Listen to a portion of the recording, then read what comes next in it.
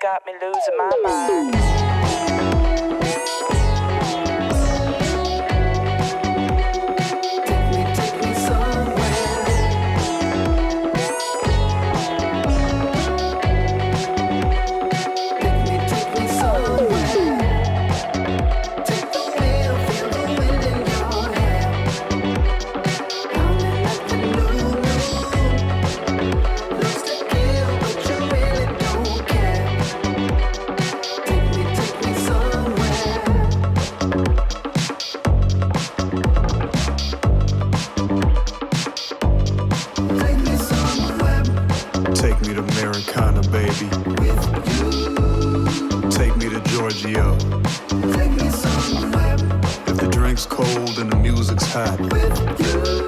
Doesn't matter where we go. Take me somewhere.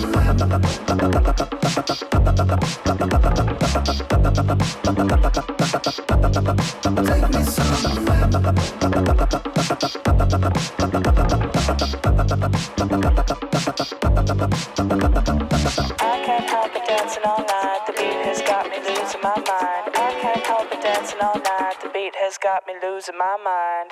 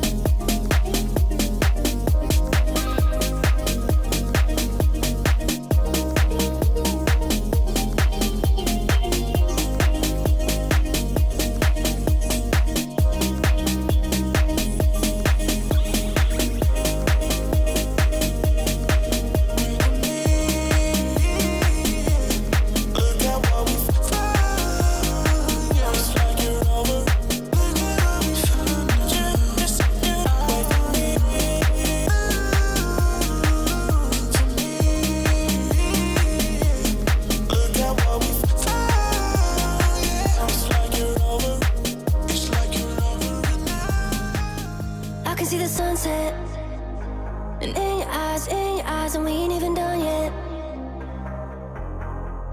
Don't wanna go home yet.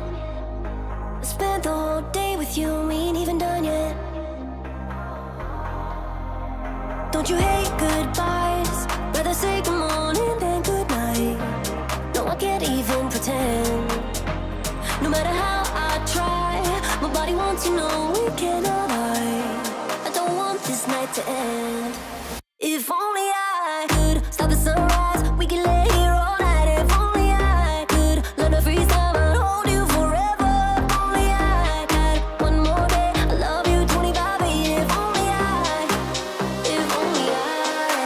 If only I could stop the sunrise, we can lay here all night. If only I could learn to freeze time and hold you forever. If only I had one more day, I love you 25 8. Show me good love in a real time. I'll show you what a real lover feel like. We could turn a second to a lifetime. Slow it down and make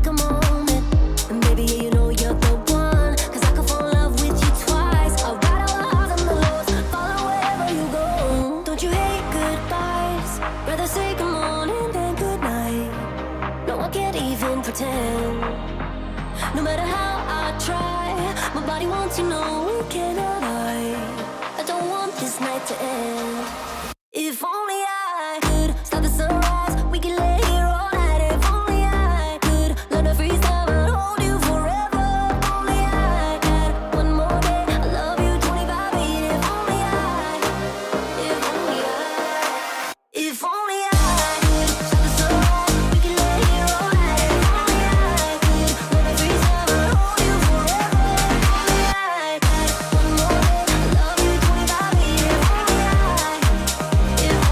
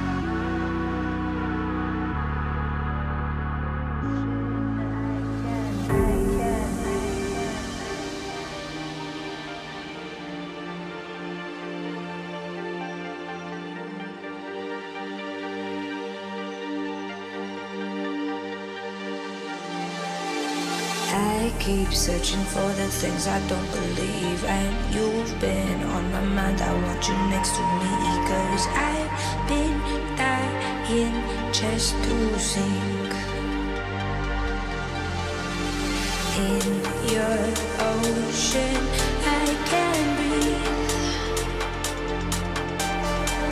Oh, the sunset standing still, slow and subtle when you're near. When you're near, in your ocean, I can breathe.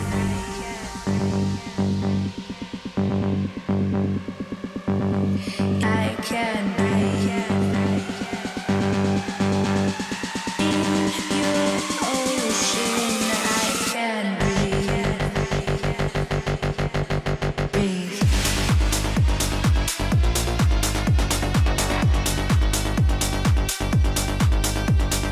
In your ocean, I can breathe.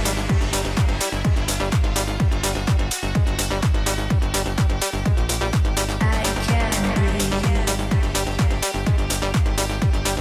In your ocean, I can breathe. I keep searching for the things I don't believe, and you've been on my mind. I want you next to me, 'cause I've been dying just to sink in your ocean. I can breathe.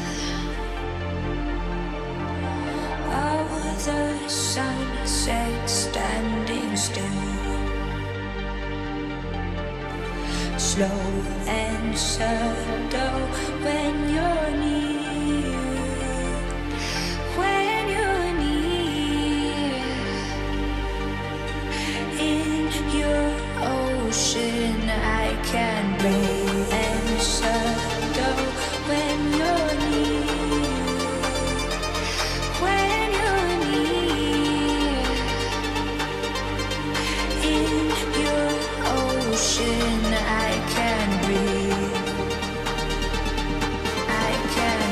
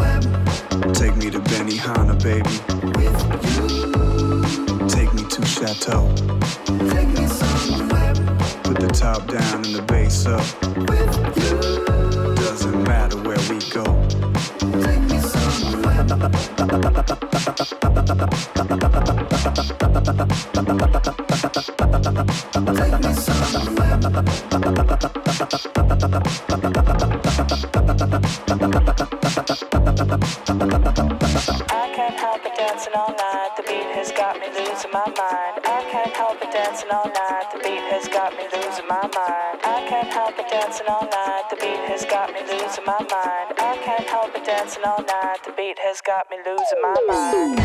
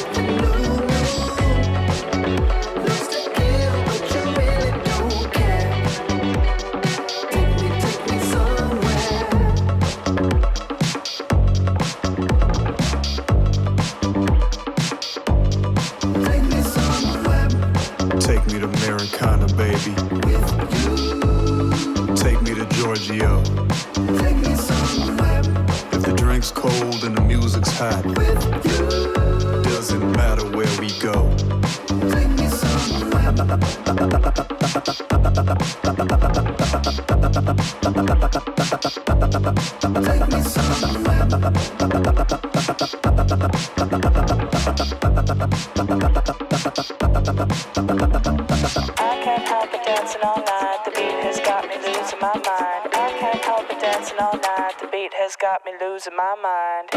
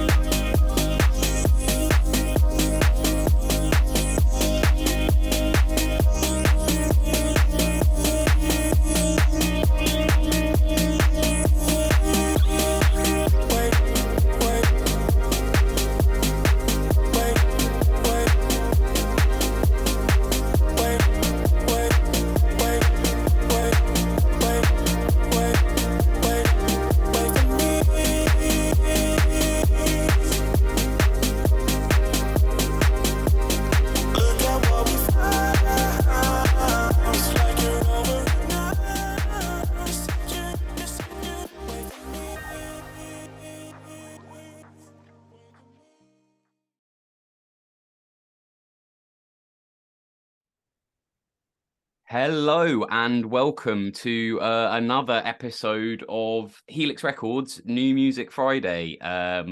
If this is your first time watching, this is our regular Friday YouTube space show where we get a chance to hang out with some of the incredible artists on our record label Helix Records, chat with them about the music that they're putting out and how they made it. And also let you guys know about any kind of news and stuff going on in the label. And today we're joined by Higgo. Higgo, welcome, mate. How you doing? Hello, I'm good. Thanks very much for having me. No problem at all, mate. No problem at all. We've actually got Higgo joining us in the first half today, and Pocket will be coming by to talk about his EP in the second half. So today you've got Living My Life Golden, which is an official rework of the iconic Jill Scott track, and it's out on Helix Records. How are you feeling now that it's out? Yeah, really excited. I mean, it's been we've been waiting for this tune for quite a long time. Well, I mean, I first made it as a bootlegger a few years ago, not ever thinking that it would be anything official, and then so it's been a staple in my sets for quite a long time. And then yeah, obviously through Helix, been able to make it work and reach out to Jill herself and get her blessing on it. So yeah, it feels like a nice closing of a loop, I suppose, of bringing it back around to a proper release. So yeah, really happy. That's incredible. Yeah, I was going to ask that. Like, was it an a cappella that you'd had for a while, and it was just one of those things that you were like, "There's no way this is going to be released" or something like that? Oh yeah, for sure. It's yeah, obviously it's such an iconic tune, and it was originally like it was inspired through I made it during lockdown, so then it was like my opening tune for my sets when I started playing out again when the clubs reopened. So it was like all like freedom and all of that stuff, which is all like nice big emotional impact, and yeah, it worked really nicely for my sets then, and it still goes off now. So yeah, just very happy to have it out there in the world, really. And like when you sort of approach a remix like that, like these, you know, we were chatting before, like these are arguably like some of the most iconic vocals ever. This tune, Golden by Jill Scott, she's a an R&B icon, music icon. Do you kind of approach working with vocals like that differently, or what's kind of your way of kind of working with a song like that, something so well known? Yeah, not necessarily. I mean, when approaching any tune, it's like I suppose actually more so with this one because I made it originally not thinking that it would be an official release or anything like that, just making it for fun. I think I'd limit myself less in how I would approach the sort of bending the tune and not like sort of massacring it too much. But that being said, I mean, I still am quite conscious of that whenever I use someone else's idea or a vocal or something. I don't want to ruin it, and I want people who like the original tune to still listen to it and think, oh, I did it justice, or not that I don't know, just completely ruined it for the people who like the original and think they hate this. So that definitely plays a part in when I first start out. But I suppose not knowing that it was going to be official or have an official release at the time, I suppose that wasn't really too much in my head. Yeah, it's so interesting. I mean, I remember hearing your Disclosure remix, I think in like 2020. And since then you've done like some awesome, I love your like Piri and Tommy Words remix. You've got a great remix for Diplo and Miguel. So like arguably you're kind of like, cementing your name as a bit of a like remix master. What do you think makes like a good remix?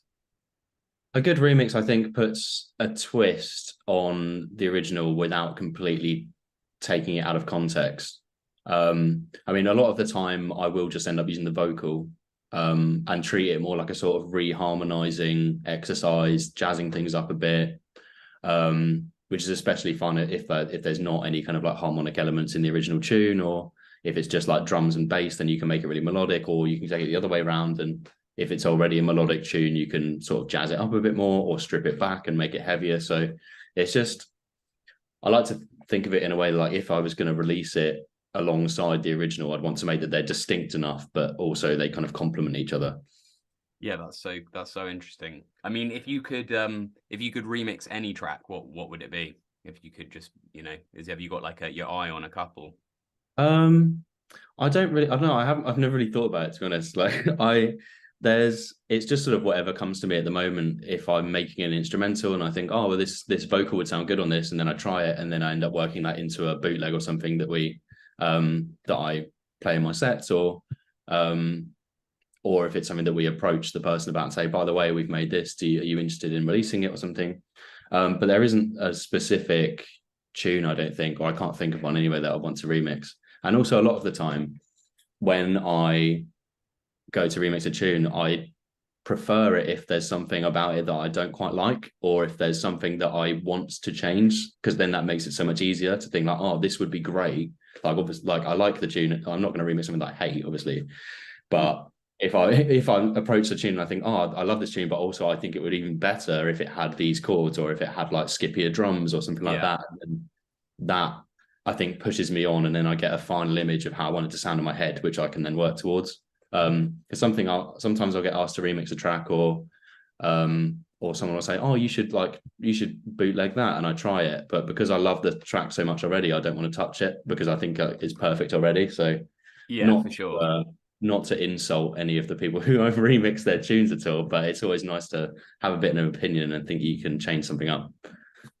No, totally. I think that's super valid, and I think we've said heard the same thing before from producers who've come on and chatted about submitting demos and saying how it's almost better to have something there that can be improved on. That you will still want it to be a strong track, but you want them to the producer you're pitching it to be like, oh yeah, I could add this to it, or like I could do my thing on it, and if you're trying to get it placed.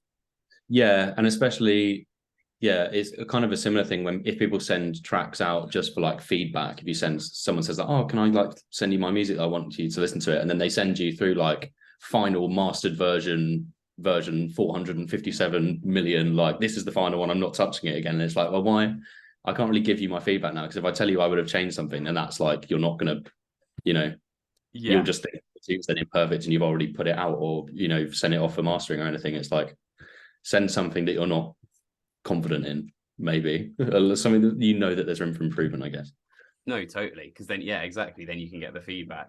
And that ties in perfectly. We've got like a talent pool actually open at the moment on the Discord, where people can submit tracks to the label and get feedback on it, which is I think there needs to be a little bit more of that kind of like openness in music, of kind of willingness to give your work in and get feedback on it, and kind of help each other and bring each other up, Yeah, and labels often seem like this big scary entity that you're like a brick wall that you can't sort of approach. Like you get in with the label, or you're not. Like it's nice to be able to have little like drip feedback here and there, back and forth, and yeah, I mean, it can be daunting, and obviously people have had experiences with labels and things where you send them a demo and then they get back to you in 2 years and it's like, oh, not quite right this time, and it can be off-putting, especially. So it's good to have a little foot in the door, a way that you can get in a conversation with people.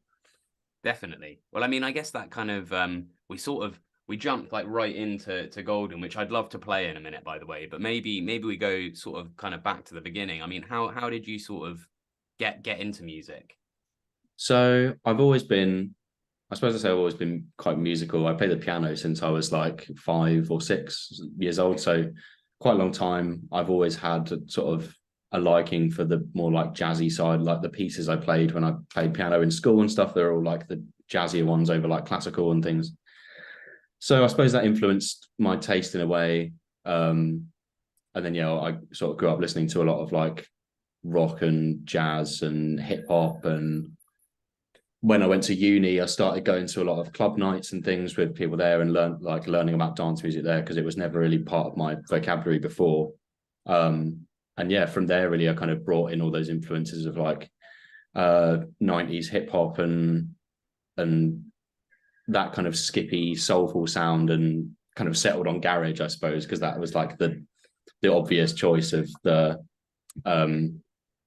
genres available to me at the time, and the nights that I was going to. So yeah, just started going to a load of clubs really, and then picked up production for a bit of fun at the end of a term because I had nothing else to do, and just kind of went from there. Yeah, that's super interesting. And was that, is that around the same time you started kind of DJing as well, or?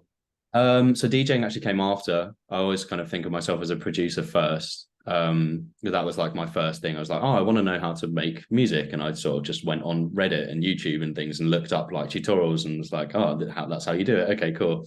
And then I suppose the natural progression is thinking, okay, well, what's the sort of, if I was in a band or something like that, or a singer-songwriter, I would play gigs and, use a guitar or something like that. So if I'd make electronic music, then what's the medium by which I was play that out to people at shows? And obviously it's DJing. So, well, it's not, I suppose you could do like electronic live stuff like that, but that's a bit above my head. But I mean, yeah, at the time it was like, everyone wants to be a DJ. That's cool. I'll try that. And yeah, so yeah, the gigs and stuff like that picked up later than, had to build like a presence online as a producer first before getting picked up for shows. But yeah, it all kind of fell together in the end. And so what do you use to make music? What software do you use? Ableton. It was originally FL Studio, because I started off making like hip hop beats and stuff when I was still kind of into that, and then the FL kind of was natural for that kind of progression. And then someone was like, oh, you should try Ableton, and it's like this. And I was like, oh, and switched to that. And now I can't even, if I open FL now, I don't even know what to do. It nothing makes, like, completely forgotten how to use it. So yeah, definitely found my home with Ableton. And then, so keeping on the kind of topic of music production, so when you're making a track, do you kind of have like a process that you follow? Do you start with like, say, the drums or something? Is there some kind of order that you follow, or is it kind of change every time? Not necessarily. I mean, it depends what it is. If it's like a remix that I'm doing, then I'll just start with whatever element of that track I'm kind of taking. So, which will usually be a vocal. So get the vocal, just solo it, and then kind of play some chords over it, see if something works, different rhythms and things, and then I suppose build it up from there, add stuff to sort of emphasize the harmonic elements. If it's like a single or something that I'm starting, just like an instrumental on its own merit, it really can be anything. It could just be like a drum loop that I find, there has to be like one specific thing that I find really catchy, and then build everything around that as the focus. So if it's like a really, really skippy drum loop that I like, or like, I don't know, a sample, or like a weird sound preset or something, or a bit of sound design or something that I think is interesting, that's like the focus. And then I can see from there like the final product. I think that's usually the way that I work, is that if I can see the final product before I start, and then I can like work towards it. That's how I've usually always made my way through everything creative in life. But so yeah, if I can't see it from the beginning, then it's not going to happen, unfortunately. No, totally. I think it's quite easy to kind of get lost along the way with, if like you said, if you don't have a clear direction. I think one of the best pieces of advice I ever got given with like writing songs is to start with like the hook or the chorus and work backwards. Yeah. If you kind of start from the very beginning, you could end up just kind of building, but you don't, like you just said, know where you're going. So yeah, I've had that a few times where, yeah, you start from like, oh, I'm going to have this really like sort of progressive house, like long build up, and like bring in new elements like every minute or something like that. And then you just end up in this, you never know when the peak is, because you can just keep adding stuff, and you end up just adding too much.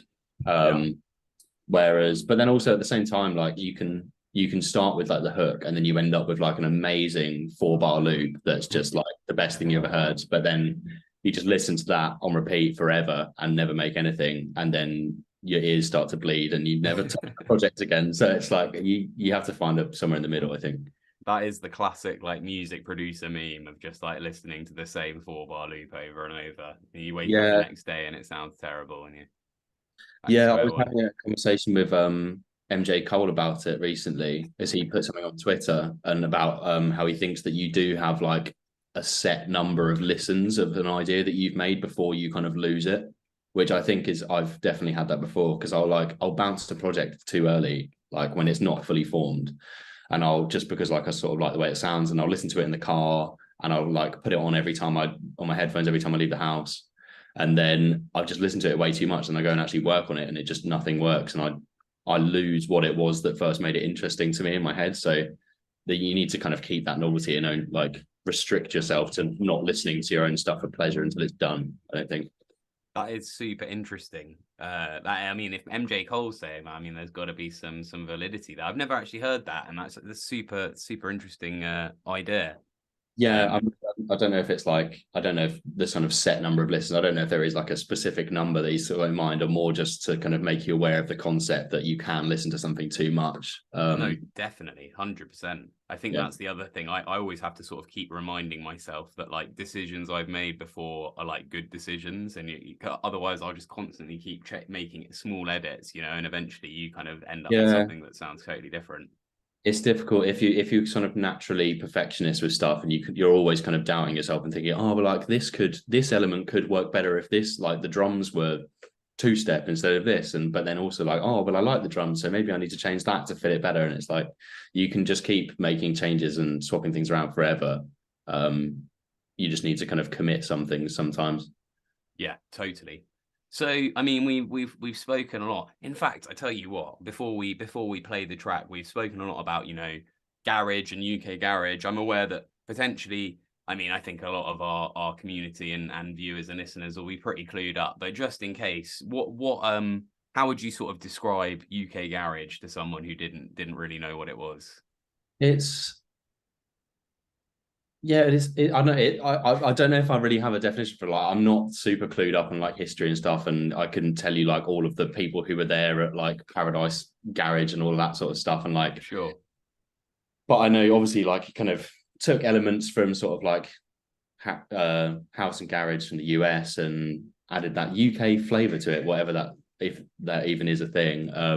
But it's, I suppose it would be characterized by kind of skippy, choppy, sample based, like borrowing a lot of the ideas from like house and garage, but sort of distorting them in a way, I suppose. I mean, I'm not sure. I suppose it's open to interpretation. And to be honest, I don't know if I really categorize all of my stuff as garage anyway. I mean, I feel like this tune is a lot more on the houseier side. It's still got some of that like garage sort of chops and bass and things like that, but yeah, I wouldn't say it's necessarily, or any of my stuff is strictly garage. A lot of it's kind of like disco influence and soul and funk and things like that all thrown together. So yeah, I wouldn't say that I definitely I'm probably not the best person to answer that question for you, but I did see something funny actually the other day on TikTok of some kid from New York, I think, who's like, or is he even from, I'm not even sure, but he posted a clip of a beat that he'd made, and it was like, oh, I think I've invented this new genre called New York garage. It's like UK garage, but I've like added sort of sweet harmonies and stuff over it and all this stuff. And it's just like, I mean, even I know that like it doesn't like learn where it comes from at least. But yeah, that, just as a side note, just reminded me of that. It was kind of it's a funny genre, isn't it? Because it was like there was like a point in the UK where it was just like probably like the biggest dance music for like a really short period of time, with kind of Craig David and all that stuff kind of going off. It really like entered the pop space, and I always kind of felt like it never got the like time it really like deserved, in the spotlight. And it's kind of one of those ones like drum and bass that kind of just ticks along under the surface the whole time, and sort of seems to be sort of slowly kind of spreading. And it's like a lot of the sort of true heads of garage or whatever will tell you that era was like doesn't count and it's not the safe genre and stuff. And like, but if you go to any random person in the street and it's like, oh, do you know UK garage? And they're like, oh yeah, like Daniel Bedingfield. And Yeah, it's like, exactly.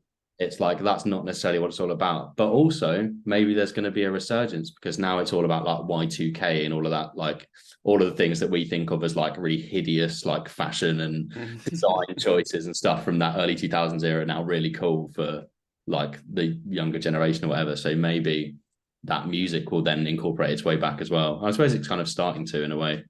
But yeah, maybe there'll be a time again for some cheesy stuff like that. I hope so. I love that. That was banging. That was great era. I think it counts. But yeah, so let's take a listen to Living My Life Golden, which came out today on Helix. Do you want to intro the track or? You can go ahead. It's okay.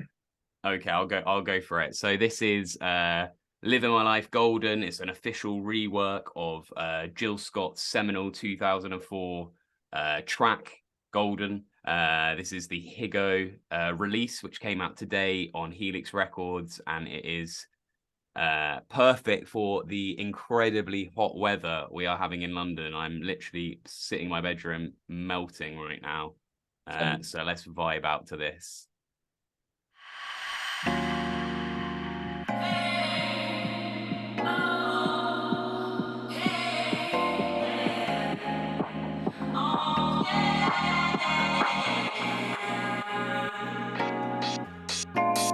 I'm taking my freedom, pulling it off the shelf, putting it on my chain, wearing it round my neck. I'm taking my freedom, putting it in my car, wherever I choose to go, it won't take me far. I'm living my life like it's golden, living my life like it's golden, living my life like it's golden, living my life like it's golden, living my life like it's golden, golden, living my life like it's golden, living my life like it's golden, living my life like it's golden, living my life like it's golden, living my life like it's golden. Freedom, take my freedom, freedom. I'll be on my freedom.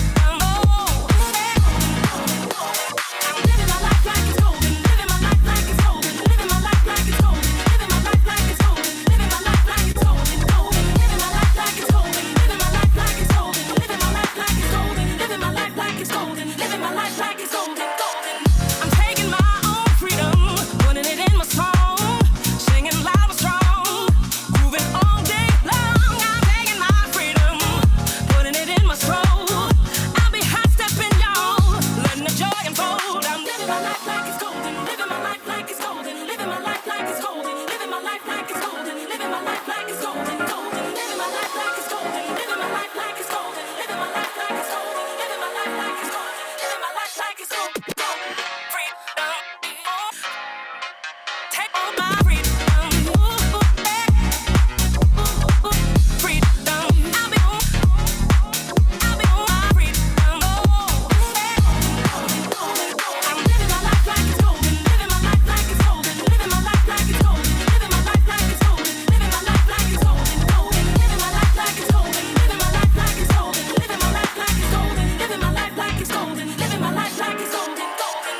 I'm holding on to my freedom, can't take it from me. I was born into it, it comes naturally. I'm strumming my own freedom, playing the God in me, representing His glory. Hope He's proud of me.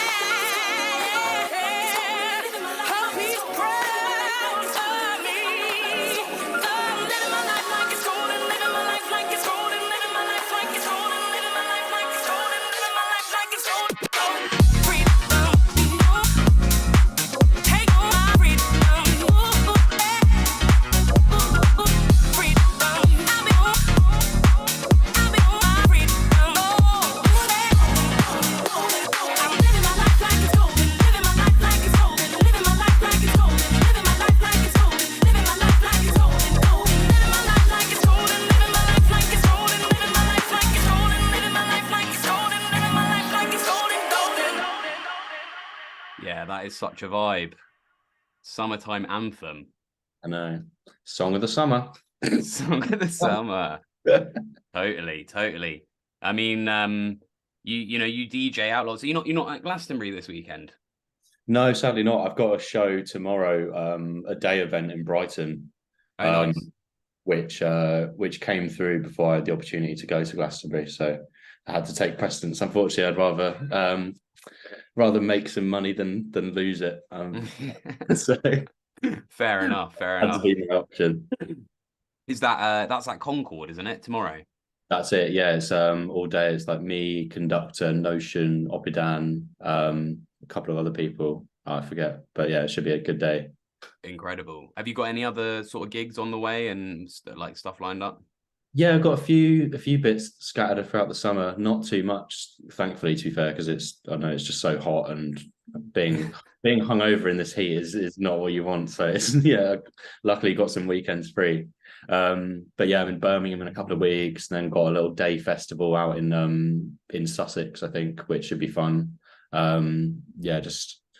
Just gonna be a good time, really. Nothing too hectic. Just playing some tunes, getting a bit of the sun in. Should be nice. Nice, mate. Sounds perfect. Do you have like a favorite place to play, like a venue or even like a country that you prefer to play in? Or Oh, I mean, um, playing at Printworks was pretty wild. I mean, it was just the one time. I mean, playing Printworks, Warehouse Projects, Ministry of Sound have all been pretty unreal and obviously quite prestigious places. So I suppose that helps. 100%. But yeah, they were definitely the most incredible times I had there. Those are sort of like three like kind of definite like DJ milestones for sure. They're Yeah, like is definitely there a any couple of those ones. is there anywhere that you haven't that you want to play yet that you haven't been able to play? I'd love to play more overseas. I mean, I've done one international show that was in Slovakia, which I was surprised that they had an interest in garage. But it was a very welcome surprise. But yeah, I'd love to. I'd just love to get out of the UK a bit more. To be honest, it'd be lovely. Definitely. No, 100%. I mean, like that's the thing. I think it's interesting the kind of influence that like a lot of people who come on here say that how like, you know, what UK electronic music is worldwide, you know, it kind of has this reputation, this kind of influence that goes out. And yeah, it's interesting to see like what's next for these kind of sounds and like how far they'll go, because it's definitely starting to kind of bleed across the whole spectrum. Yeah, definitely. I mean, didn't Tiesto finish his set with some D&B recently, and like David Guetta playing drum and bass or something like that? Like I mean, drum and bass has always been massive and like has been influential all over the world, but I feel like that's like reaching a whole new level when it gets those sort of echelon of DJs are playing it. Yeah, for sure. I don't even know what songs they play. I've heard that so many times now. Everyone's talking about that, but I don't even know what drum and bass they played. I'd be interested to know what the track was. Do you remember? I feel like I did know at the time. I can't think what it is now. Maybe it was like a noisier tune. I'm not sure. Oh, fair. Oh, so it was like quite like a dark one. I don't know. Maybe I completely plucked that out thin air, but Yeah.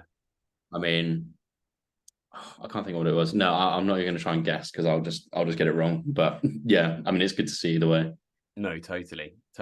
And then like apart from gigs, like anything else like you've got coming up that you want to sort of, oh, here he is, Pocket himself joining us. Man's not hot. Yeah, how has he got that? Oh shit, the phone's ringing. Cool, sorry about that.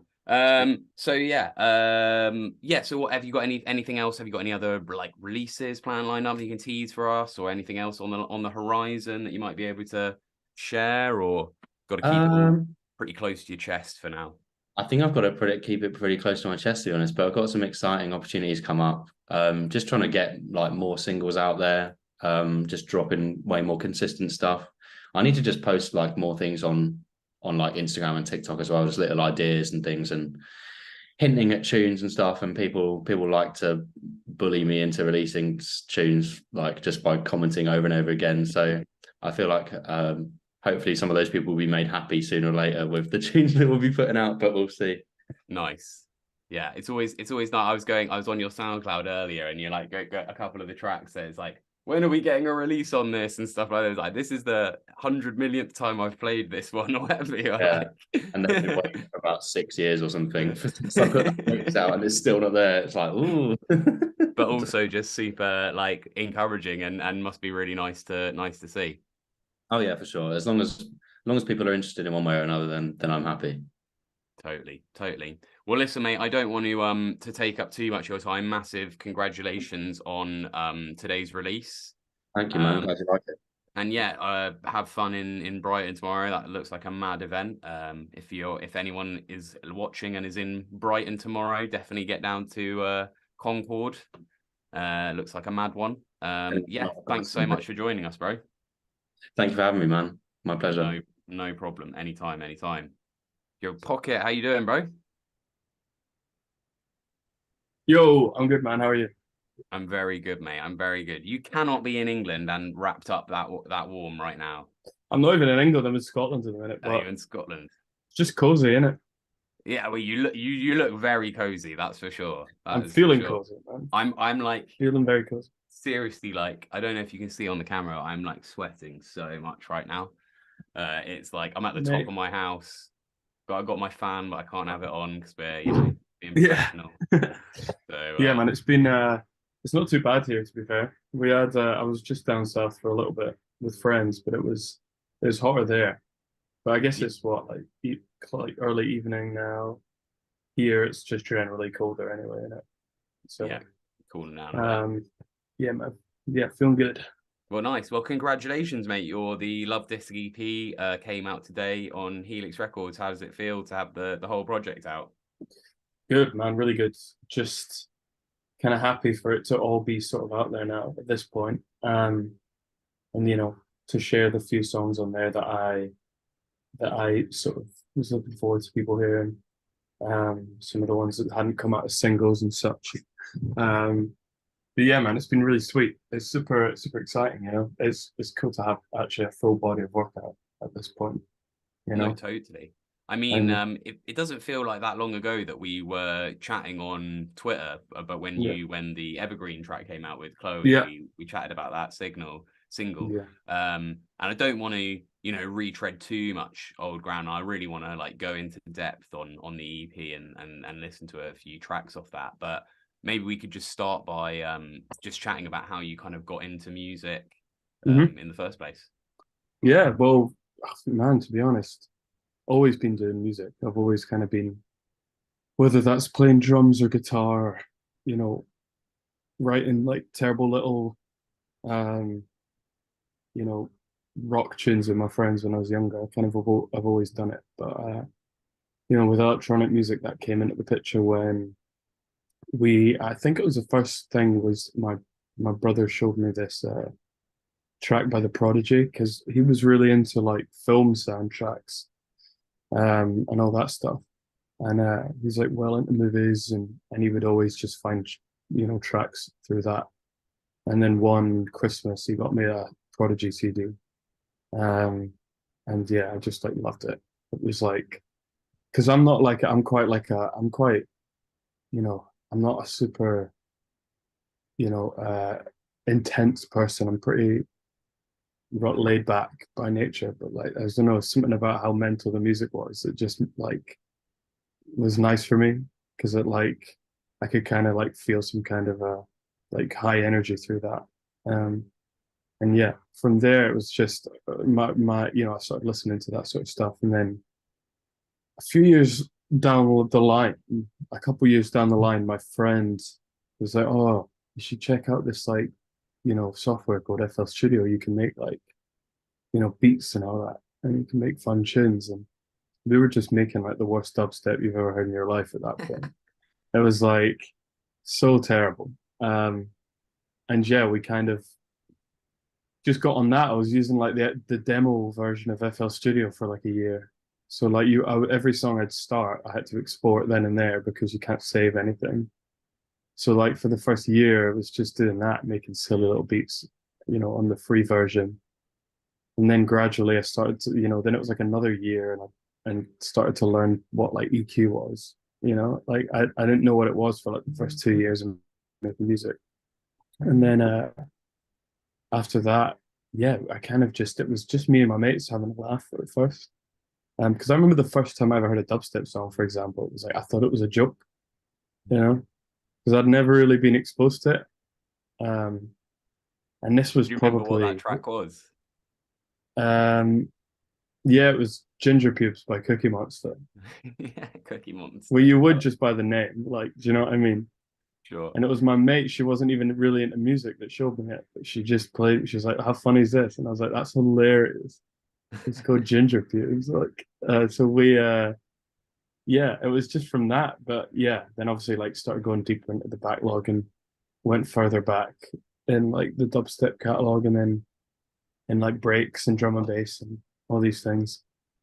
Um, it was all just like it literally the entire making music side of things just came from messing about with friends. Like we didn't have any goals or any real reason to do it. It was just like something to do, you know what I mean? And it's in Edinburgh, being what 16, it's just like something to do, really. That's the way we looked at it. And so, and at what point did kind of like Pocket start to take shape as a project? That wasn't until 2021. Sure. So the first Pocket song was in the start of 2021. But for like a year before, I'd kind of taken a break from making music in a large way. I'm not taking a break from making it, but just from the pressures of it, of wanting to make it a job type of thing. I wanted to be able to do it more full time.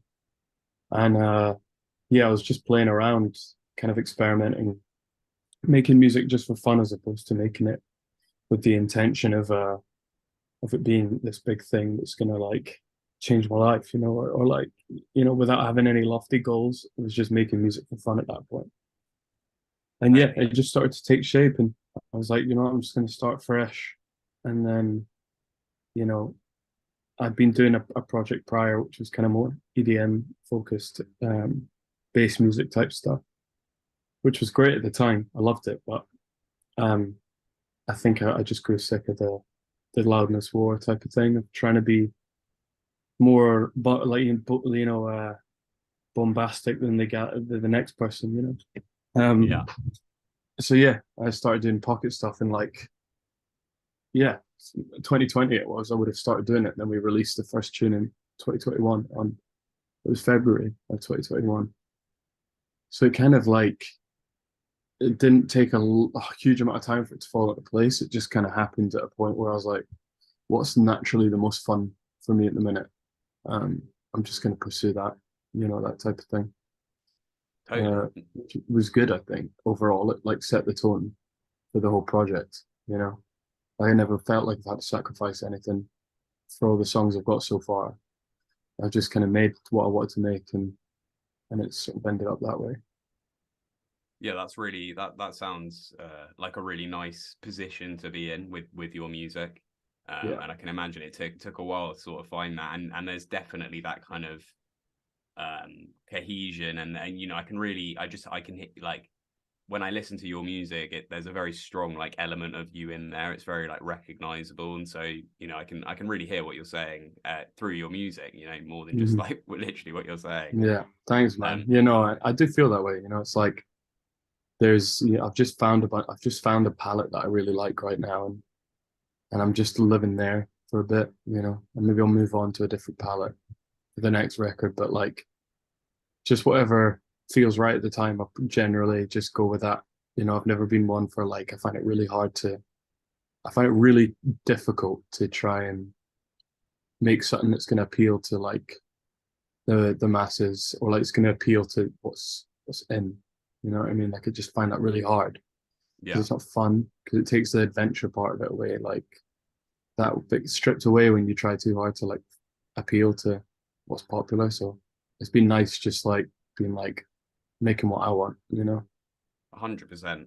I think it's quite an easy trap to fall into when you're kind of getting into music, where you're kind of struck between that desire to, like you said earlier, be successful and make money off of it, and then also the kind of desire to actually just make what you want and kind of allow yourself the space to make what you is an incredibly difficult balance, and something that I think a lot of people kind of struggle to work out.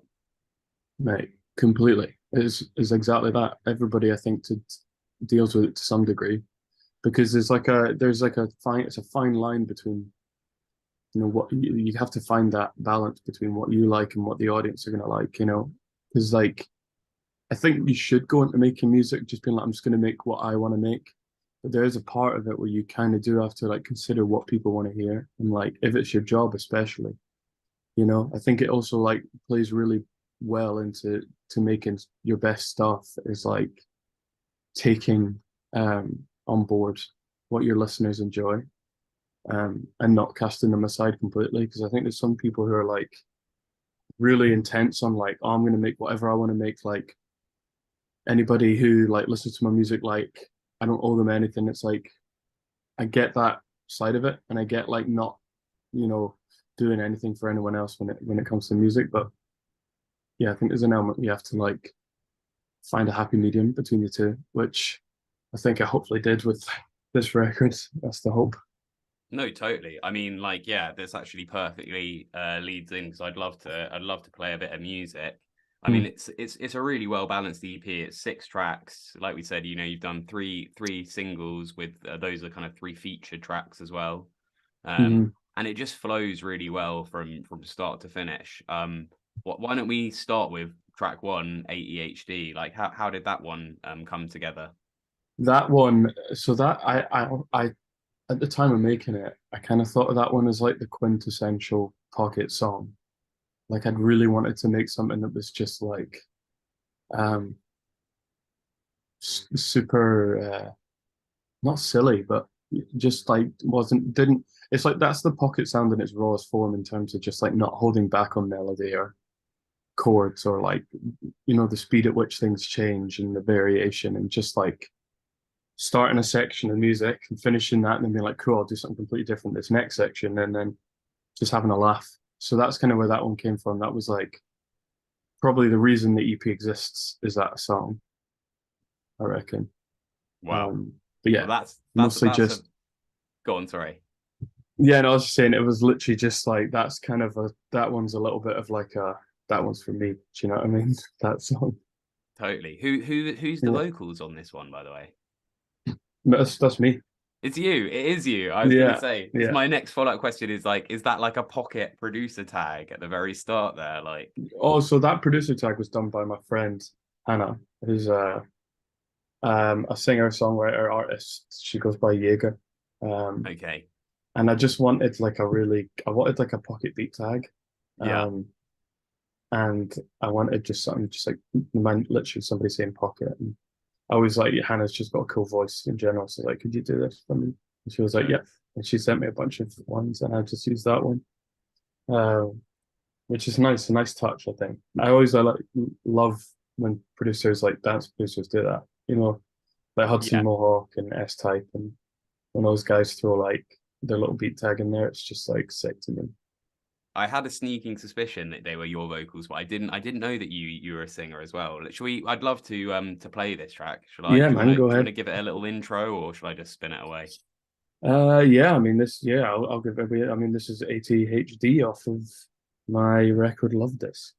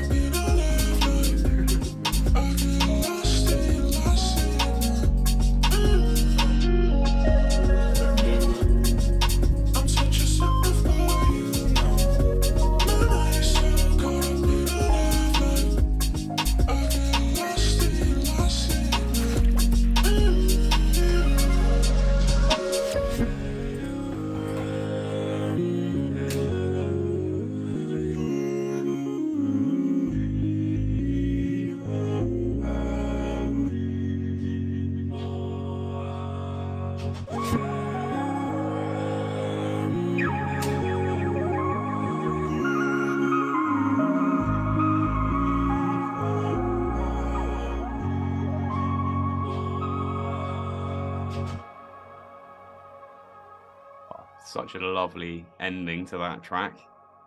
Thanks, man. Thanks. Like, Dude.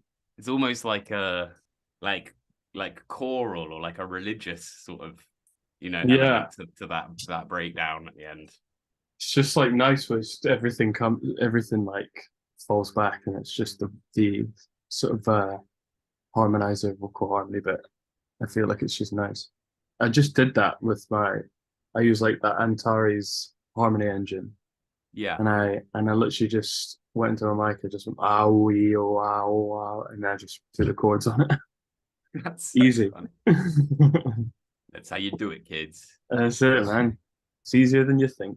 No, it sounds incredible. And so you had 3 singles off this EP before the release, and all 3 of those were collabs. How kind of important is collaboration for you and in the Pocket project? Yeah, increasingly more important now than it was. Definitely like to doing everything myself for a long time, and then I kind of was like, it's just you can't do it alone the whole time. I just feel like it's have another, a couple of the songs that had the sort of vocal features and that were co-written, they would have never came to be in that form without somebody else's input. Like I'm not a lyricist, I'm not really a singer. It's just nice to have somebody else come in and like tell a story, and you get to like be a part of that together. And for the most part, the people I collaborate with are just friends anyway. Like I find those are the people that I gel the best with. They're people that I've known for a while, and I just enjoy the process of making music more when I'm just comfortable with people. And Totally. yeah, it's become definitely more important just in sharing. I think it's more so about sharing the experience of writing with somebody as opposed to the end product. But it's just you get more excited about a tune when you're working on it with somebody, and they're whether they're in the room or not, and like you're just super gassed about it. So you're texting each other and you're like, this is so sick. That's the best part of it. Yeah, probably gonna, from here on out, do a lot more collaborations. Yeah, I think there's something, like you just said about kind of opening yourself up to going into a studio with another person. And there's always, that element of, you have your own ideas, but like you said, it's just you never know what that other person's kind of input is going to be and what direction it's gonna take the track. Yeah. So yeah, super cool. Yeah, And then the third single, or the other of you had the 2. Evergreen was with Chloe and You was with Bronze Avery. Mhm. And then the other track, Crying at Supermax, so that was just like a sort of solo track from yourself. How did Yes. you decide that was going to be like the single, out of the remaining tracks? Uh, well, I think You and Evergreen were kind of obvious choices because they're just vocal led. And they work well as standalone songs, I think. Crying at Supermax I think I wanted to have at least one that was a bit more unique and club focused, thrown in there as a single. If anything, just to, give people a little bit of variety before the EP comes out. But yeah, also just to like showcase a bit of versatility if I can. Because I don't want I don't want it to get to the stage where I'm just putting out, vocal feature records the whole time.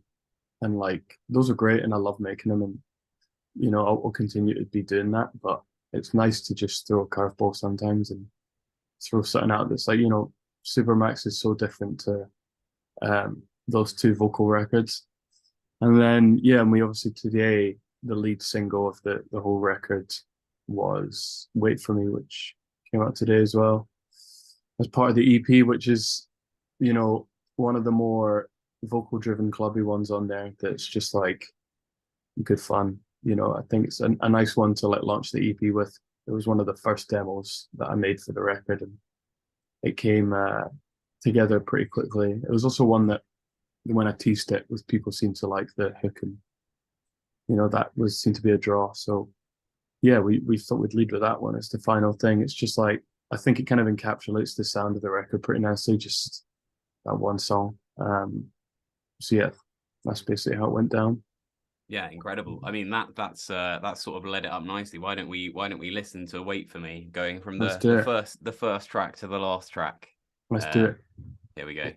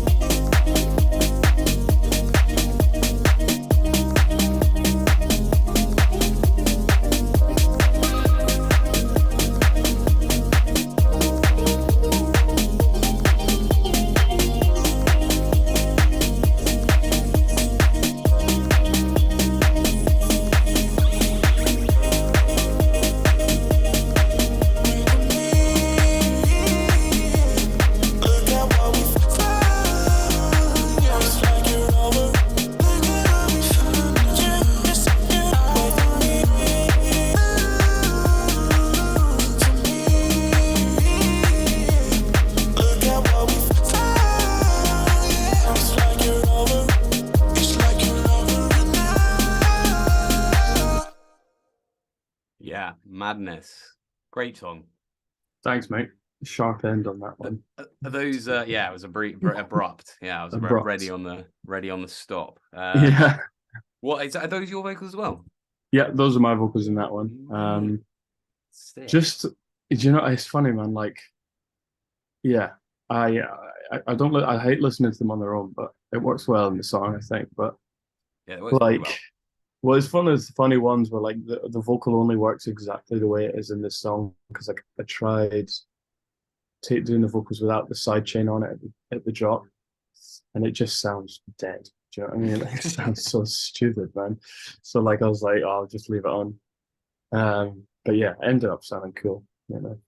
Yeah, sounds really good. I mean, there's so many, like going through the EP, there's so many like influences in there. I mean, you've obviously got your kind of signature pocket sound, and there's, you know, obviously a huge kind of electronic influence, particularly from kind of like a lot of kind of like UK electronic sounds I can hear in there. But there's also like, you know, really strong pop theme running through there. There's like folk and indie elements. There's almost like soul elements in there and stuff. What would you say are your biggest musical influences? it's a tough one. I think about so many. It's like you say, it's so much pop stuff. There's a lot of UK music too. I think that's the thing for me is a lot of the music I really love is like very happy. You know, I don't listen to sad music all that often. Um, I do sometimes, but it's as a general rule of thumb, I think it's like the pretty stuff that really appeals to me. Um, biggest musical influences probably. I mean, I think in a lot of ways it's what the EP sound is. You can kind of probably like once you know what they are, it makes sense. But it'd be like, I mean, Burial for one is always going to be it. Um, Owl City, I love Owl City, massive Owl City fan.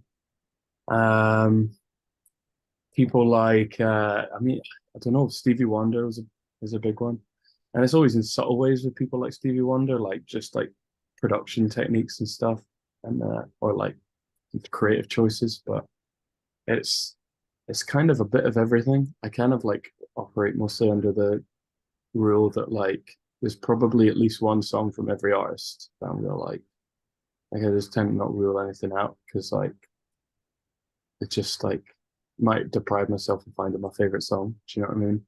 Totally. Same way, like for ages I thought I hated Britpop, and then I found some Britpop I really liked, and then I just listened to it all the time. So it's like you can just never be sure. But yeah, so many influences, too many to count. You know, a lot of synth music I like. There's one album Plantasia by Mort Garson, which is like a 70s Moog album. It's Nice. just like Moog synths.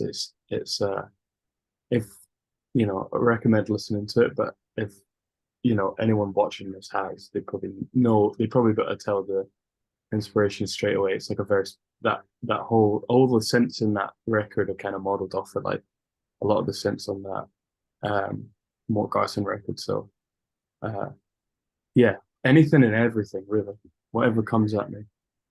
And Um and and how do you sort of work in your home studio? Do you use a lot of like hardware stuff, or do you sample a lot of stuff, or what's your kind of preferred way to get sounds in? I don't really have one to be honest. Mostly in the box, to be honest. I do pretty much everything in Ableton. Yeah. Um, I have I have a few synths that I use on from time to time. Got like an OP1, but I don't really use that anymore. It's just like it's cool for like a year and then I stop liking it. But I'm sure I'll come back to it. And then I've got the Casio that I really like. That I've been using a lot more recently, just for those classic like Sure. 80s Casio sounds. But yeah, most of it's done completely inside Ableton, and most of the vocals that I record myself are done just record it in my phone, you know, and then put it in Ableton. So yeah, really simple. Like, and even then, a lot of what I use is stock in Ableton, so I don't make a lot of use a lot of external stuff. Even then, you know, the one that I probably use most would be Massive as like a VST, but just because I don't like, you know, I think it sounds better for what I do than something like Serum would, you know. So yeah, man, super simple. Like most of the time with the idea making process, it's uh it's either I get inspired by and like watching a film or like, you know, just out and about and I hear a song or and then maybe I'll have an idea based off of that. But for the most part, it's sitting down, starting an idea, hating it for the first hour, and then viciously like bashing it till it sounds like something I'd like, and then I hit a stride of like, oh, this is sick now. But I think that comes with hours of just playing and experimenting, and then I'll make something by accident. I'm like, that's cool. So then it becomes a whole song. You know?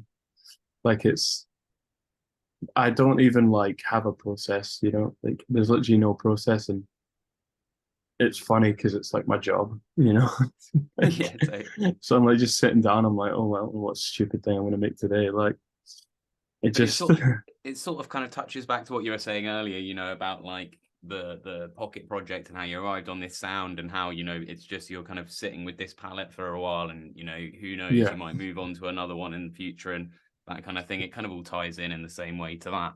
Totally, man. Well, it's just like having a laugh, really.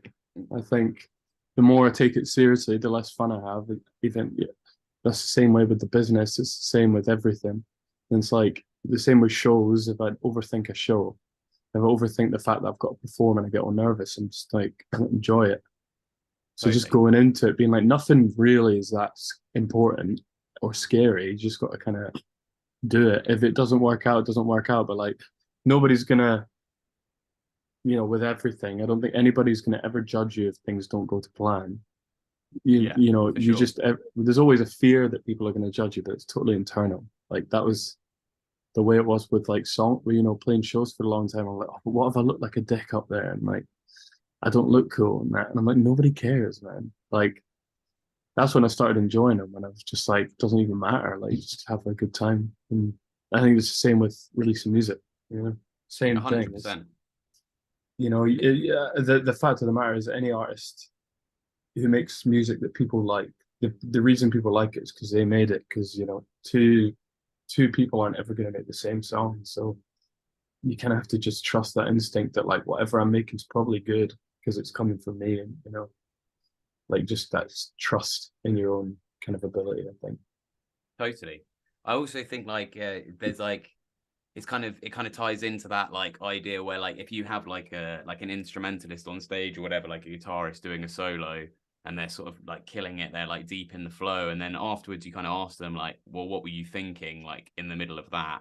Most of the time they'll be like, well, I can't really remember, I can't like tell Yeah. you what I was thinking. And it's because it's like what you're saying. It's almost like if you try to do something and you like really focus all your effort on trying to do it, you actually like hinder yourself, as opposed to just Yeah. kind of entering it in that kind of like flow mentality where you're just like, I'm just gonna just do it and it's just gonna like happen.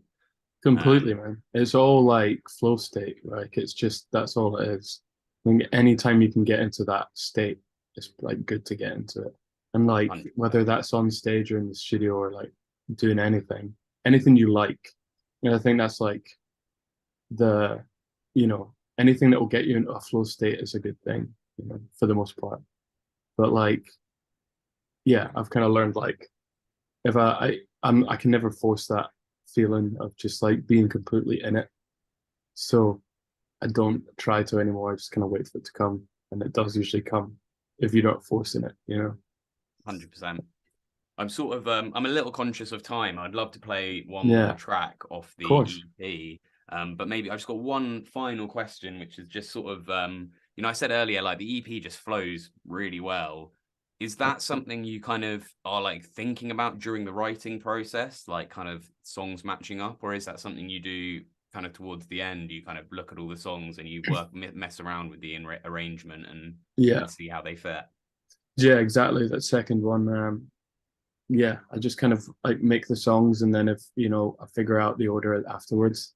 Um, but it's all just like energy levels. I think like the EP starts really emotionally and triumphantly, and it ends pretty triumphantly, and like the middle bits are like a sort of splatter of different feelings and energies. But for the most part, it's just like, yeah, like I think it's also not having two songs that are really similar next to each other as well, like things like that.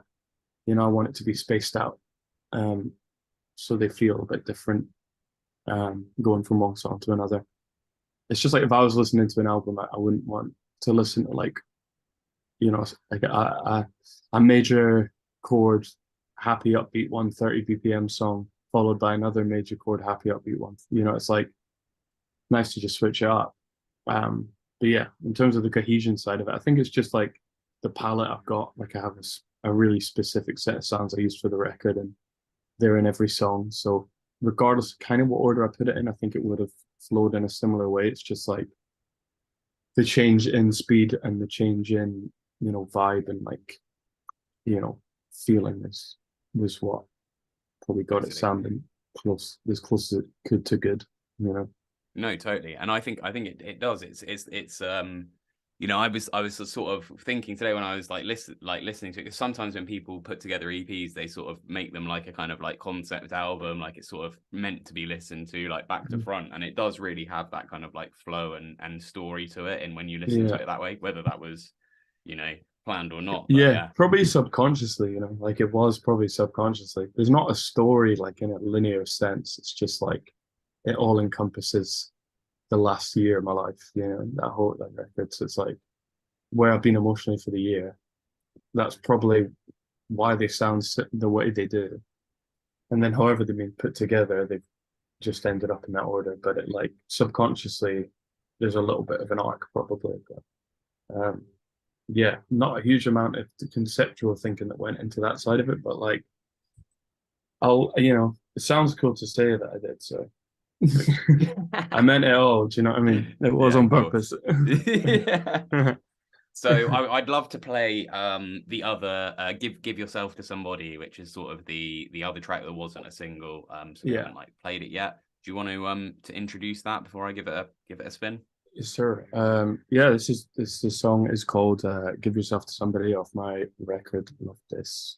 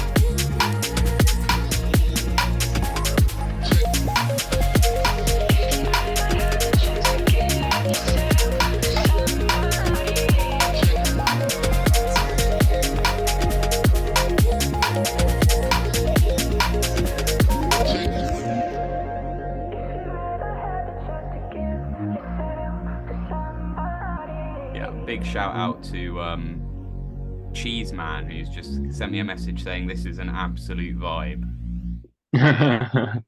Thanks, Cheese Man. Oh, so funny. Is that so is listen, that a mate, government? Is that a name is- from birth? it's actually a legal name. Yeah. That is Yeah. actually a legal name. Yeah, real. I wish a I real had that. life I wish Cheese I Man. was Cheese Man Jones. Oh wait, I've got two more questions to you. My first question, a very quick question, but I Yeah. didn't know that they had Supermax in Scotland. I thought it was only Supermax in Ireland, or They actually don't have Supermax in Scotland, but oh. I can see why it would seem that way. But no, I named that song because I cried in a Supermax in Ireland, and it has no relation to the song whatsoever. But I just thought it'd be a funny thing to call it because like Yeah. I did that, so like why not own up to it? Yeah. Fair enough. So Yeah. what's next then for you? Have you got any like kind of live shows or anything lined up, or? Yeah, so I mean, I'm working on getting more shows together. I've got a small show in London on the 1st of July in Dalston. So I'll probably be that. I'll probably see you when I'm there. Probably I'll probably come by definitely. I'll also probably be by the studios and that. or like The Office or whatever. But yeah, that, I mean, I've got other ones potentially. I can't really say anything about the other ones because they're not Sure. like 100% in the books yet. But yeah, that, and you're just kind of working on the next record now from Sick. here on out. Already kind of like a few demos deep, so we'll see what happens. Um, hopefully, I've not lost my touch already, so we'll see. You never can Just tell, getting man. started, mate. Just Yeah. getting started, I reckon. Well, you never can tell. Do you know what I mean? It might be I might make the best song of my life next week. So it's That's just the got attitude you've got to have, though. That's definitely the yeah, attitude you've it's got to true have. though. Yeah, it's like if you give up on any idea too quickly, like you've maybe given up on the best idea ever. So it's like, yeah, just seeing how it goes really. But yeah, just figuring out what that next record is and how it's going to be, and how it'll look and all that stuff. And yeah, just kind of getting stuff in the books, ready to got a remix or two in the works for the next few months and stuff Nice. like that. So just yeah, keep it a little close to my chest because I don't know how much I could say about it, but it's No, things. totally. But yeah, exciting. I'm excited to just keep going like full speed ahead and not stop. I don't want to take a break now. 100%. No, I can't wait. I'll definitely come to that night in Dalston. That sounds wicked. Yeah, mate, absolutely. I'll send you all the details after. Wicked. It's safe. Yeah, but thank you so much. Thanks for having me No on. problem at all. Thank you for coming down, and yeah, absolutely love the EP. Thanks for coming and chatting to us about it. And yeah, hopefully see you soon, mate. Yes, man. Thank you so much. And yeah, I'll chat to you in a wee bit. Nice one. Take So just care, gonna mate. wrap it up now. There's a little bit of news. We've just got the Linny remix competition is still running. I've started to have the first submissions through, which is super exciting. I'm absolutely loving what I'm hearing. I'm sort of tempted to add an extra week to the deadline, but we'll look at that next week. Just to give a few people a bit more time to submit their remixes. And then same thing as usual, we will be back next Friday. And until then, we'll be hanging out in the Discord. Feel free to swing by and ask us any questions. And I'm sure we'll be popping around on a few Twitter spaces. So yeah, key news right now, get those Linny remix competition entries in because yeah, exciting times. So yeah, thank you so much for tuning in and listening. This has been Helix Records New Music Friday. I will see you all next week. Bye-bye.